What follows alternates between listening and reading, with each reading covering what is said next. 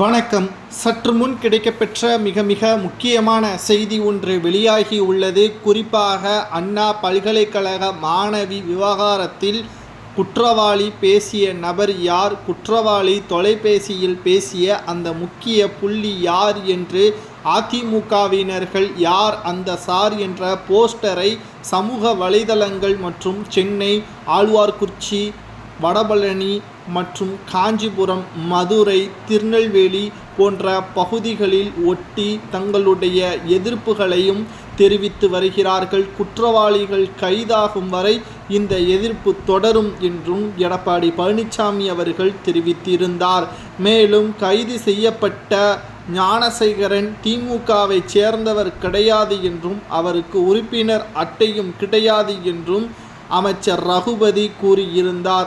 ஆதாரத்துடன் அதிமுகவின் ID wings தலைவர் சத்யன் அவர்கள் குற்றவாளி ஞானசேகரன் சைதாப்பேட்டை அமைப்பு செயலாளர் பதவி வகித்து வந்ததும் துணை முதல்வர் உதயநிதி ஸ்டாலின் அவர்கள் சுற்றுப்புற சூழல் அமைச்சர் மா சுப்பிரமணியன் அவர்களுடன் இருக்கக்கூடிய புகைப்படங்கள் மட்டுமல்லாமல் திமுகவின் நிகழ்ச்சிகளில் குறிப்பாக அவருக்கு மிக முக்கியமான நெருங்கிய திமுகவின் நிர்வாகிகளுடன் தொடர்பில் இருக்கக்கூடிய ஆதாரங்களையும் அதிமுகவின் ஐடி விங்ஸ் தலைவர் சத்யன் அவர்கள் வெளியிட்டிருந்தார்.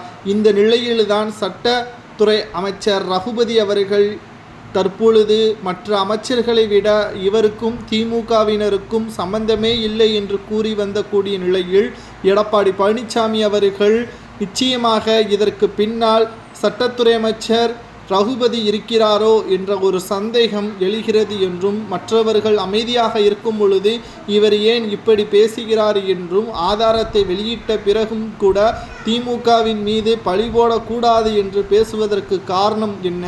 அப்போது நிச்சயமாக ஞானசேகரனுக்கு பின்னால் திமுகவின் மிகப்பெரிய ஒரு புள்ளி இருக்கிறது என்றும், அவர் ஒருவேளை சட்டத்துறை அமைச்சர் ரகுபதியாக இருக்கலாமோ என்ற ஒரு சந்தேகம் இருப்பதாகவும் எடப்பாடி பழனிசாமி அவர்கள் தெரிவித்திருக்கிறார். நேற்று நடந்த போராட்டத்தின் பொழுது இந்த ஒரு வேளையில் நிச்சயமாக சிபிஐ துறையினரோ அல்லது தமிழக காவல்துறையினரோ உடனடியாக இவரை விசாரணை செய்ய வேண்டும்.